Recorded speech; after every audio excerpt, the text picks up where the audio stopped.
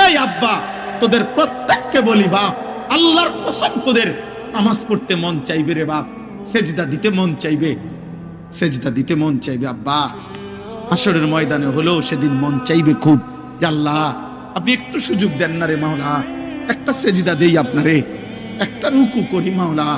আমার সিরিয়াল আইতে তো হয়তো দেরি আছে মাওলা, আমারে তো বিচারের জন্য হয়তো সিরিয়ালে আরো পরে ডাকবে, এই ফাঁকে আমি আপনারে একটা সেজদা দেই। আল্লাহ বলেন ওয়ালাউ শি'না লাআতাইনা কুল্লা নাফসিন হুদাহা। এই নাফরমান, আমি চাইলে তো দুনিয়াতেই প্রত্যেককে সেজদা দিতে পারতাম, দেওয়াইতে পারতাম, আমার আনুগত্য করাইতে পারতাম। আমার জমিন, আমার আসমান, আমার সূর্য, আমার চাঁদ, আমার রাত, আমার দিন, আমার নিঃশ্বাস, আমার অক্সিজেন, আমার হার্টবিট সবই তো আমার। আমি চাইলে পারতাম বান্দা, আমি তো বাধ্য করে আনুগত্য নিতে পারতাম, কিন্তু যদি বাধ্য করেই নিতাম তো পুরস্কার দেব কেন? তাইলে আর পুরস্কার দেব কেন? তাইলে আর জান্নাত জাহান্নামের কি দরকার? বিচার আচারের কি দরকার? আখিরাতের কি দরকার?